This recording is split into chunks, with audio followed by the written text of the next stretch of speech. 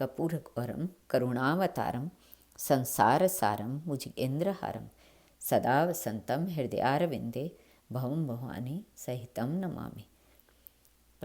महान शिव भक्त हरिकेश यक्ष दंडपाणि प्राचीन काल में रत्नभद्र नाम के प्रसिद्ध एक धर्मात्मा यक्ष गंधमादन पर्वत पर रहता था। उसके पूर्णभद्र नामक एक पुत्र उत्पन्न हुआ। अंत में अनेक भोगों को भोगकर उस रत्नभद्र ने शिव ध्यान परायण हो परम शांत शिवलोक को प्राप्त किया। पिता के शिवलोक चले जाने पर पूर्णभद्र ने संतानहीन होने से अपनी भार्या कनक कुंडला का नाम की यक्षिणी से कहा, प्रिय, मुझे पुत्र के बिना यह राज्य और महल आदि सब शून्य ही मालूम होता है। कनक कुंडला बोली, प्राणनाथ, आप ज्ञानवान होकर पुत्र के लिए क्यों खेद करते हैं? यदि यही इच्छा है तो पुत्र मिलने का उपाय कीजिए। इस जगत में उद्यमी लोगों को क्या दुर्लभ है। जो प्राणी प्रारब्ध के भरोसे रहता है वह नितांत कापुरुष है, क्योंकि अपना किया हुआ कर्म ही प्रारब्ध है और कुछ नहीं है। इस कारण प्रतिकूल प्रारब्ध को शांत करने के लिए समस्त कारणों के भी कारण रूप भगवान महेश्वर की शरण में जाना चाहिए। उनके अनुग्रह से पुत्र, धन, महल, हाथी, घोड़े, सुख, स्वर्ग, मोक्ष ये सब अनायास ही प्राप्त हो जाते हैं। सभी मनोरथ आठों सिद्धियां शिव की कृपा होने पर सामने खड़ी रहती हैं, इसमें संदेह नहीं है।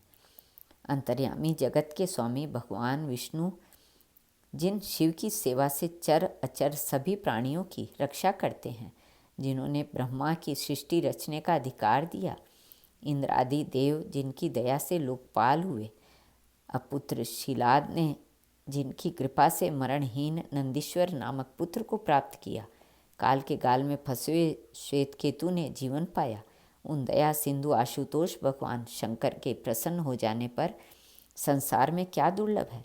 जो मनोरथ संसार में अलभ्य भी है उनको शिवजी प्रदान करते हैं।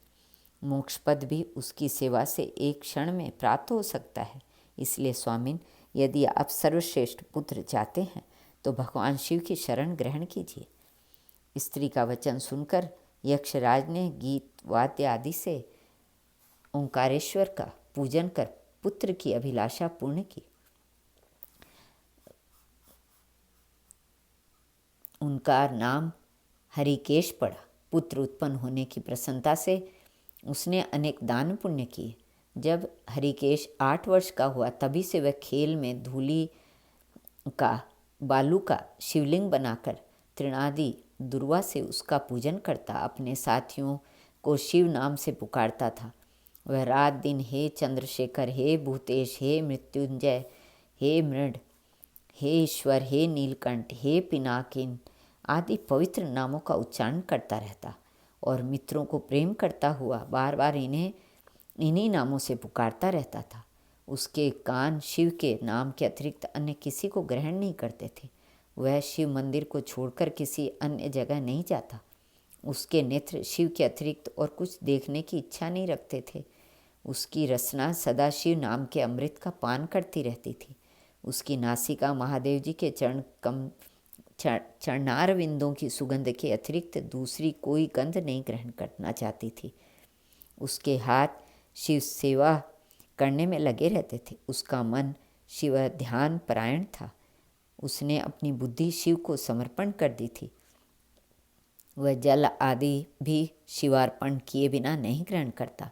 स्वप्न में भी भगवान शिव को ही देखा करता था। हरिकेश की यह दशा देखकर उसके पिता ने उसे गृह कार्य में लगाने की अनेक चेष्टा की, किंतु उस पर कुछ भी असर न हुआ। अंत में हरिकेश घर से निकल गया। कुछ दूर जाकर उसे भ्रम हो गया और वह मन ही मन कहने लगा, हे शंकर, कहाँ जाऊँ, कहाँ रहने से मेरा कल्याण होगा। उसने अपने मन में विचार किया, किसका कहीं ठिकाना नहीं है, उसका आधार काशीपुरी है। जो रात दिन विपत्तियों से दबे हैं उनका काशीपुरी ही आधार है। इस प्रकार निश्चय कर वह काशीपुरी को गया। जिस अविमुक्त क्षेत्र में 5 भौतिक देह त्याग कर प्राणों का शिव की प्रसन्नता से फिर देह से संबंध नहीं रहता, उस आनंद वन में जाकर जप करने लगा। कुछ काल के अनंतर भगवान शंकर ने पार्वती को अपना विहार वन दिखाया। वह अनेक सुगंध युक्त पल्लुओं से सुशोभित था। शिव बोले, हे देवी, जैसे तुम मुझको बहुत प्रिय हो, वैसे ही ये आनंद वन भी मुझे बहुत प्रिय है। हे देवी, मेरे अनुग्रह से इस आनंद वन में मेरे मरे हुए जनों को जन्म मरण का बंधन नहीं होता, अर्थात वह फिर संसार में जन्म नहीं लेता। पुण्यात्मा के कर्म बीज विश्वनाथ जी की प्रज्वलित अग्नि में जल जाते हैं, उसी से फिर वे गर्भाशय में नहीं आते। काशीवासी लोगों ने देहांत समय में ही तारक ब्रह्म ज्ञान का उपदेश देता हूँ, जिससे वे उसी क्षण मुक्त हो जाते हैं। कलयुग में विश्वनाथ देव का दर्शन, पूजन, काशीपुरी, भागीरथी, गंगा आदि का सेवन तथा सत्पात्र को दान विशेष फलदायक होता है। हे देवी, काशीवासी सदा मुझसे ही बसते हैं, इसमें मैं उनको अंत में संसार सागर से पार कर देता हूँ, यह मेरी प्रतिज्ञा है। इस तरह वार्तालाप करते करते भगवान उस स्थान पर गए जहाँ हरिकेश समाधि लगाए बैठा था। उसको देखकर देवी पार्वती जी ने कहा, ईश, यह आपका तपस्वी भक्त है। इस समाधिस्थ भक्त को वर देकर उसका मनोरथ पूर्ण कीजिए।